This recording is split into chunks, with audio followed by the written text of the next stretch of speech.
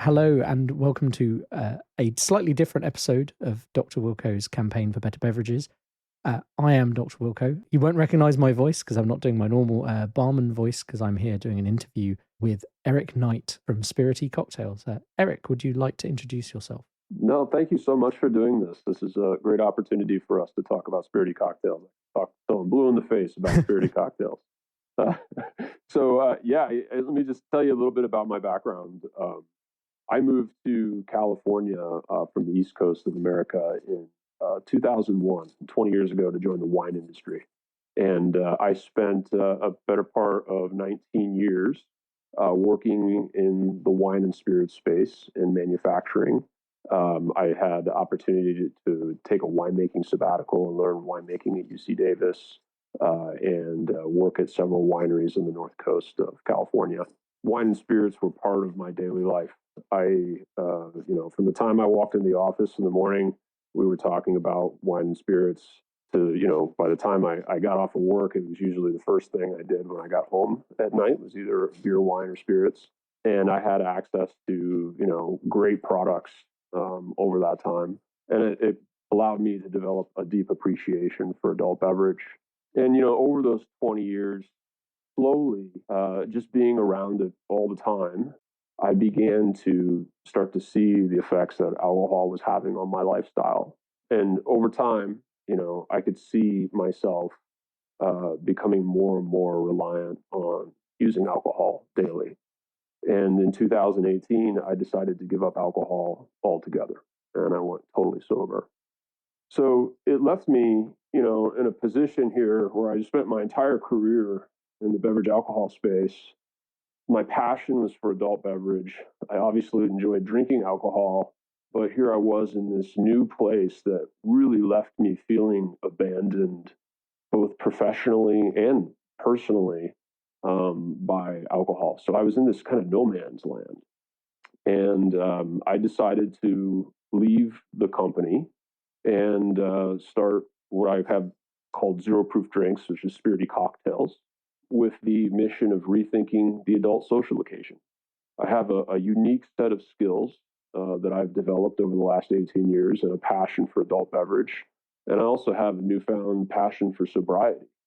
And I began to see, there's tons of people like me who've had similar experience and are looking for products that either are consumers of alcohol or they've stopped alcohol altogether.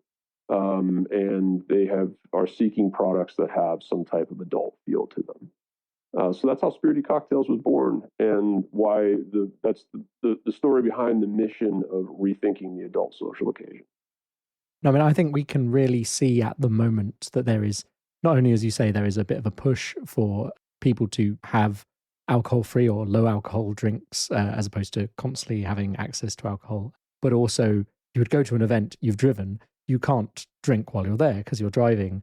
And the alternatives available were either very, fizzy pop, basically, or they would be something that just wasn't, it didn't seem like you were at the same event as your friends. So I can see you've seen the rise of low alcohol ciders and beers over here, at least. I believe they're also doing well in the US.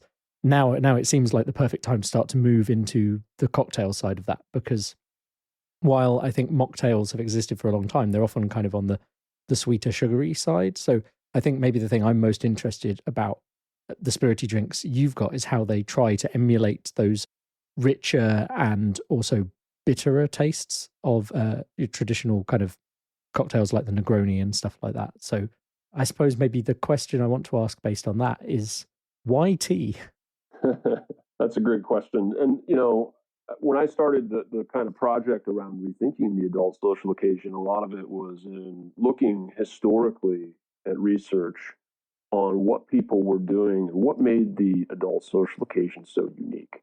Why are there beverages, there's specific types of beverages that have found their way into periods or time and moments in people's life that typically only exist within that moment. Like, people don't get up and they have tea for breakfast, but they don't get up and have a cocktail for breakfast, right? Somehow cocktails and alcohol has found its way into very specific time periods. Usually when people are celebrating, when people are trying to relax, when they're in very specific parts of the day. And when I started to kind of get my head around what really the adult social occasion was about, doing some research, you find that throughout history, tea has been used as an adult beverage, for thousands of years, and as a suitable replacement for alcohol over the last couple of hundred years. Tea has been, if you look at tea ceremonies, there's a whole ritual and fanfare that comes around preparing tea, just like a cocktail, right? So when you think about how a cocktail is made and how you watch somebody do it, and the ceremony that goes into making a great cocktail is just as important as has the cocktail taste. And tea kind of followed that same process throughout history. And then at the turn of the century, as the abstinence movement came in America, you see the use of tea being used, and people actually setting up tea bars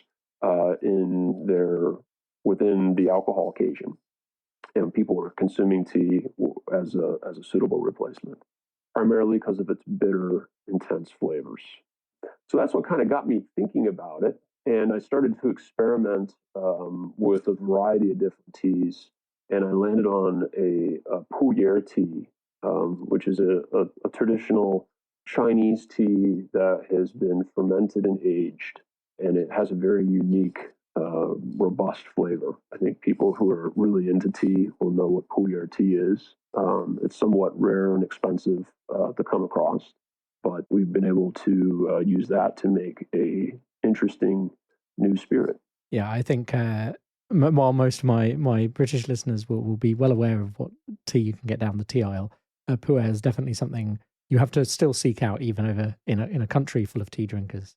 And yeah, it has that, as you say, it has that really robust, strong flavor. So I can see why that would make a unique tasting beverage. But when you put it into the cocktail, I mean, I don't necessarily need all the details of your process, but like you're distilling this into an alcohol-free spirit. So does that go through a traditional distillation process that generates an alcoholic base that you then are removing the alcohol from, or is this an entirely no alcohol distillation? It goes through a distillation, and that's about as much as I've been sharing with people.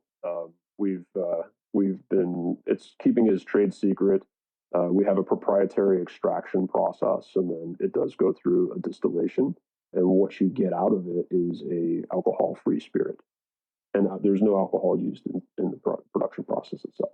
I think that's one thing that's like interesting in this space at the moment is you have a mixture of different things. You have like people making low alcohol versions of existing alcoholic products by extracting the alcohol from something that's already alcoholic. And then you have this, I think kind of the new wave is the kind of thing that Spirity is doing. Over here, we have a number of producers doing things like alcohol-free gin equivalents, but they're not gin. They're trying to emulate the botanical flavors without having to have the alcohol side of it. So that they will be not low alcohol, they'll be zero alcohol. And I'm going to be trying a variety of those throughout this alcohol-free season of the show. I suppose the question then is that robust flavor. How does that act? Because you have 3 cocktails at the moment, and each of those are quite famous in the cocktail world, in their alcoholic counterparts. I kind of want to maybe talk about each of those individually and see how it affects the flavor of that particular cocktail. We'll probably start off with my favorite, which is the Negroni. So I'm a big fan of the Negroni. I've mentioned before on the podcast because I like how you can mix the 3 ingredients can all be quite unique. And by changing out either of the 3 ingredients, you can really taste a different flavor. And so I suppose I'm wondering how your Negroni works because, I mean, it is literally 3 alcohols put together. You're not just swapping out one ingredient there. You're trying to emulate 3 different ingredients. Does it really bring the taste of that Pu'er to the fore, or is it something different? Is it more like a typical Negroni? Yeah, I mean, I think the important thing to know about the spirits distilled from tea is that we're not trying to emulate any particular kind of standard spirit. So I don't want to make my product taste like gin. First of all, it doesn't.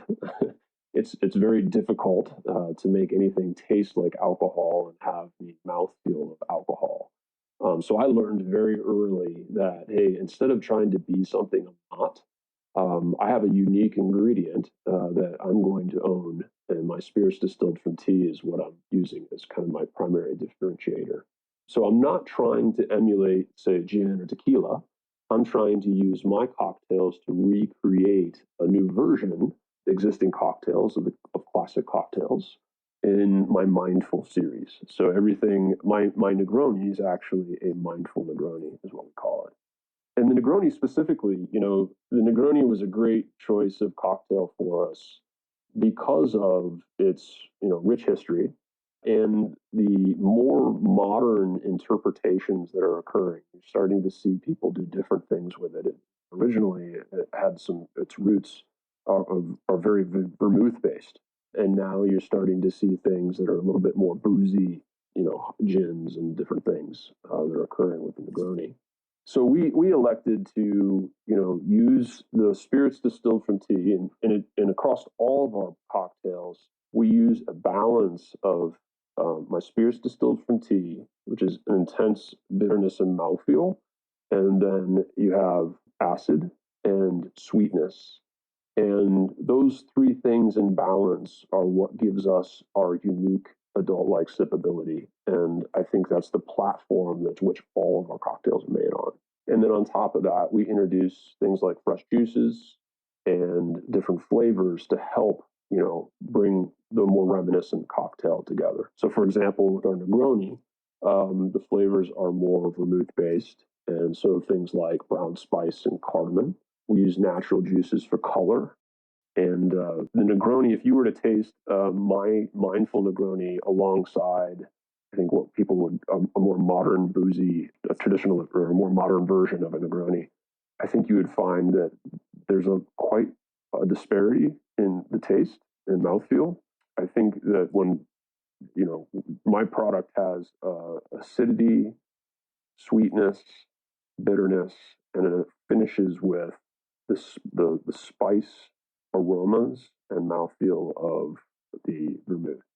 It's interesting. I think you're touching on trying not to precisely emulate, because one thing I have been trying recently is alcohol-free wines, and there is definitely something very interesting about a red wine that has that taste, that bitterness of red wine, but it doesn't have the alcohol in it.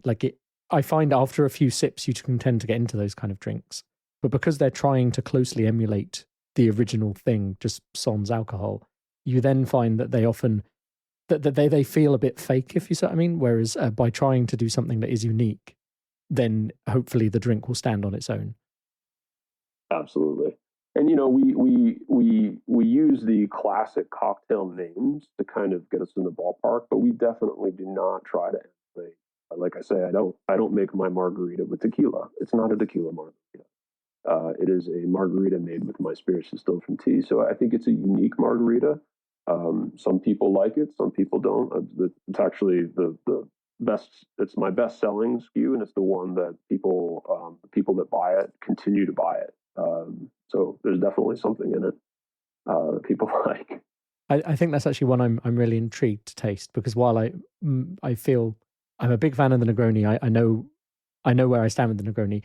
Margaritas are things I don't really make myself very often. We have slightly less access to tequila over here. It's just a bit more expensive because it's imported from further afield. But I suppose kind of tying into that flavor, normally margaritas have that strong agave flavor in the tequila. And so if you're trying to describe the difference between your margarita and what makes it unique, how would you kind of describe the flavor profile in comparison? Definitely bitter. Mm. And I did include a little bit of lemongrass in with it. So I think tequila, a lot of people describe tequila as having a bit of a grassy kind of sensation in their mouth. And lemongrass actually has a similar kind of feel. It's a different flavor, but it can provide similar mouthfeels. So we included lemongrass in there to help give it a little bit more of a margarita taste. But again, our margarita is, and I learned a ton about margarita drinkers in the last 8 months. When I put this out, I was thinking a margarita was, equal parts tequila, lime juice, and triple sec. When you see what people are actually drinking nowadays in margaritas, at least here in the US, a lot of it is mixer bases. So they purchase a margarita mixer, then add tequila. And those mixers are just, they've got 40 grams of sugar per serving. They're highly sweet, and that's what people have recently become to associate with a margarita. So when some people taste my margarita, they're like, well, it's not sweet. And I think they kind of miss the sweetness in it. But there's definitely a consumer that likes the, lime forward, 25 calories, and the bitter finish of that margarita, the mindful margarita. Yeah, I remember visiting Texas a few years back, and I didn't realize the slight difference in style between what I expected from a margarita and what would be delivered at like a Tex-Mex restaurant, where they came out with this. Firstly, it was gigantic, and secondly, it was more like a slush puppy, like kind of iced drink, full of sugar than I was expecting. It was an experience, certainly. I can see why they're popular at parties, when you've had a few drinks. But yeah, I think I'd agree with you that I tend towards bitterness myself with drinks. I, like, as I said, love the Negroni. I can definitely see the appeal of that style of margarita, and I think that is what I would expect to get over here more. When I order a margarita in a bar, I'd expect quite a lot of lime and some bitterness. So it'd be interesting to see how the lemongrass interplays with that as opposed to the agave flavor. It's funny talking to Britt about this. I mean, Yeah. it's almost embarrassing when you talk about the American margarita when it's big and it's full of sugar. But I think the thing is, you almost have a margarita culture in a way that we don't, because it's such a iconic thing to have on a night out. Whereas I wouldn't expect people to order one, and when people go to bars here, I think it's available, but it's not particularly popular. Whereas I think it's possibly a victim of its own success over in the US. Tequila's booming in the US right now, so it's definitely a popular cocktail. I think over here we tend to have the really cheap tequilas as the standard thing you can obtain. So most people's experience of tequila is not particularly great in the first place. And it's only when you start to experience the wider variety of good tequila that you start to realize what's out there and how it can be as complex as whiskey, which I think is a thing a lot of people don't realize. People think of it as a cheap night out drink over here. Kind of thing where people are like, oh, I've accidentally drunk a whole bar dry of tequila kind of thing. And you're like, that sounds like a poor choice. I think there's one more cocktail in your lineup at the moment, which is the Moscow Mule. And so I think that's quite interesting because that's heavy normally on the ginger flavor and vodka. I mean, if I was to describe a Moscow Mule, I think there are places where they're a bit less sweet, but I tend to think of those being quite a sweet drink, and the vodka just kind of brings down the sweetness a bit. So how does your Spirity blend work there? Absolutely. Yeah, I mean, our mindful mule, what we call it, is made with real ginger juice. So it does have quite a ginger bite. It's 35 calories, so it's not as sweet as I think people envision. And then the bitterness from the spirits distilled from tea is typically on the finish. I think that the mindful mule, I think, in my opinion, and the feedback that we're getting, it most closely emulates a traditional, ginger beer and vodka, because the spirits distilled from tea works closer to vodka than tequila or whiskey or anything else, or gin. Yeah, the flavor profile is spicy ginger, and then you have a hit of acidity and sweetness, and then the finish is always bitter. And there's a little bit of a lime flavoring in there as well to help kind of balance it out. And lime always goes well in ginger beer and ginger ale. Absolutely. And with all of my cocktails, I always encourage fresh citrus with any of my cocktails. The Negroni, orange, the Margarita, and limes. But it just adds aroma and it adds to the experience. Oh, certainly. I mean, that bit of fresh orange in a Negroni is a must, in my opinion. It's one of those things people can do to elevate their home bar, if they're, whether they're making alcohol-based cocktails or alcohol-free ones, is go down to the supermarket, buy a few fresh fruits, and you can add those in, and it really lifts the drink. Fresh fruit always gives it that extra pep. So you keep talking about this base spirit you've made, spirits distilled from tea. I wonder if that's a thing you see a market for in and of itself. At the moment, you've got these blends you're making with it, but do you see that as a standalone product itself? And maybe it needs a snappier name if it's going to come out as a standalone product. Yeah. Spirits distilled from tea. Well, it's a great question, and I think the answer is yes. I actually started with it as a standalone spirit, and there's a couple of problems with it. A lot of business market fit type issues with where, how it's priced and where it belongs.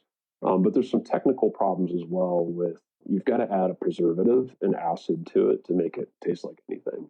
Or it's something that somebody's going to use, just like a lot of the spirits that are out there now, the non-alcoholic spirits, they all contain acid and they contain a lot of preservative, which is something that I've been very sensitive to. So, like potassium sorbate is something that whenever I try those non-alcoholic spirits, I end up with the feeling like I just had some really bad Chinese food. It's never agreed with me. And when you look at it and you see there's just the amount that they have, knowing from my winemaking background, uses of those type of preservatives, knowing the amount that they need to put in those products to make them stable, to me, it just doesn't fit with my idea of what I want to put in my body. Maybe that's not the main reason, but it definitely is a reason. When you put it into the canned cocktail already pre-mixed, it gives me the opportunity to pasteurize the product and make it shelf stable. It creates its own problems by doing that, but I can get away with being all natural and preservative free, which is important to me and is also something that's beginning to set myself up for my competitors. All of my competitors in the bottled spirits realm all are using preservatives, heavy amounts of preservatives. I mean, if you want to keep something on a bar back open for 6 months, it's got to have a ton of preservative in it.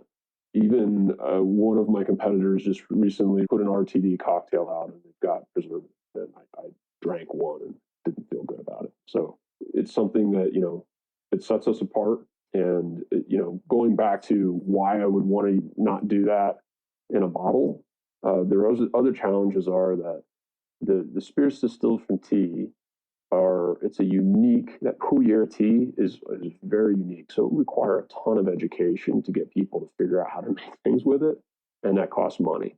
And then finally, I would say is that when you think about where the market's going, people are looking for RTD versions. The mixology experience is important, but there's also just being able to have the convenience of being able to have something good in a ready to drink format.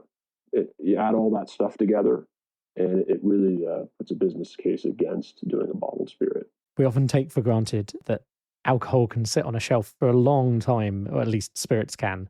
Maybe some people keep vermouth for slightly longer than they should. Most spirits have a very long and stable shelf life, and we don't really stop and think about that as possible blocker to releasing a alcohol-free one. So that's actually an interesting thing I hadn't thought of. Different alcoholic spirits have different turnaround times. So gin, but part of the reason that gin has had such a boom in recent years is it's very easy to distill gin quickly and try different recipes. So that's why you get all these different botanical mixes coming out with gin. Whereas something like whiskey has to go and mature for a very long time. So is this something that, how quick is this process? Is it something where producing a batch, is done in kind of the timescale more like gin and beer, or is it a longer timescale thing? Yeah, I would say closer to beer. It takes a little bit of time to extract and distill, but it's not something like it goes into a barrel for age. It's not an aged product. The spirit itself is not aged. The tea is aged that we use, but it's not the spirit. And we have a supply of the aged tea already established. The process itself is not particularly slow, so you can actually iterate if you wanted to try a new product. You can easily produce a new batch and toy around with recipes. Absolutely. And that's part of our strategy is to reinvent a whole line of different cocktails. So we think things, seasonal items and trial and pilot items are going to be part of our portfolio, and our strategy is to be regularly coming up with new cocktails. So we have some interesting ones in the work, and we are experimenting with originals. So right now it's all kind of classic cocktails as the brand, but eventually we do intend to create our own original cocktails. You had mentioned working with mixologists, which we're starting to do now, to create our own recipes and name them and communicate what they're about. So you currently have these 3 mindful drinks in your range. I know this is a bit of putting you on the spot, picking your favorite child, as it were, but what is your favorite of these and why? Oh boy. I don't have a favorite. It's funny, when I did see the question, I was like, "What? Do I have a favorite?" I don't. It's funny. I tend to drink the mindful Negroni when I'm making dinner. So for some reason, it just happens to fit when I'm making dinner. The Mindful Margarita is definitely an afternoon kind of 4 o'clock type thing for me. And the Mule is definitely a daytime drink for me. I don't have a favorite. I think I kind of switch between them all. I used to think the Negroni was my favorite because it's the most different and unique and the one I'm most proud of because of its uniqueness. But I find myself kind of switching back and forth between all of them. I think the fact that they're all so unique, not aiming to replicate, but to be inspired by, I suppose, is what intrigues me about them as someone who likes to tinker with my own cocktail ingredients. I want to see what you've done with these kind of traditional ideas with this different underlying spirit. Yeah, I appreciate that. And I do think that, as we talk about this, it just makes me realize more that we do need to focus on the proposition of being, somewhat special in our interpretation. I think a lot of times we get caught, and maybe the communication comes across as that we're trying to be a tequila, but we're not. We're trying to be authentic with what we have produced with our spirit. I think it's certainly part of the reason I asked about whether you could see it being released as a spirit in its own right is that I could see that being a thing where you could pair up with mixologists to come up with their own take on a cocktail based on it. But obviously, if it doesn't have a long shelf life, that slightly scuppers that. But maybe that's the thing you could do in the future is have like guest mixologists come in and help you come up with a more unique takes to add to your range. So you currently have 3 cocktails in your range. Is there anything on the horizon? Do you have any ideas what you can add next? I could give some hints. I don't want to reveal it just yet because we're still finalizing things. It goes into production here at the end of April. And I'm not saying anything because it's going to be the first of its kind in the non-alcoholic space. And it is a 1970s very popular classic cocktail that came in the 1970s in America, made with a liqueur. It's going to taste great. It's going to be different. I don't think that most people, it's not something that, it's kind of like the Negroni space, right? So everybody knows what a margarita, everybody's had a Moscow Mule. Those are very popular. And the Negroni, people kind of recognize it as a cocktail, but they don't really know what it tastes like. And this product is going to be similar in that space. So it's a great cocktail. It's actually my mother's favorite cocktail. So I have to mention that. Always good to please mum, yeah. It's always good to please mom. Yeah, she's going to be very proud of it when she tastes it. So I suppose we've spent a good half hour now talking about these drinks. For our listeners at home, where can they buy this now, these 3 cocktails? At the moment, we're available only in the U.S. and on the Amazon marketplace. We've elected to go to market through Amazon and use this as an opportunity to drive trial and build awareness on the brand. So we are exclusive to Amazon for online purchases in the U.S. And then we do have a growing number of independent retailers across the U.S. That are picking it up, and you'll be able to see it hopefully in your local U.S. grocery store shortly. And are there plans for moving internationally? I know it's early days. Amazon presumably can distribute it easily. Of course, yeah, no, we would love to. It's just a matter of time and letting the process of growing a business take hold. And doing it at the right pace and making sure that we can deliver a good quality product across the globe. But yeah, absolutely. I think there's always an opportunity to expand internationally. I just want to make sure that we keep our supply chain here in the U.S. So for listeners wanting to learn more, where can they find you on the web? SpirityCocktails.com. And they can find us at our Amazon store, which is amazon.com/Spirity Cocktails. Either place will give you more information about the product and the ability to purchase it if you'd like it. Yeah, so thank you very much for joining me, Eric. Yeah, thank you for taking the time to come and talk to me about this. This sounds very interesting. I'm intrigued to see how all these different flavors work together. Thank you. And again, we're going to have a new flavor in May and look forward to talking about that for our next time.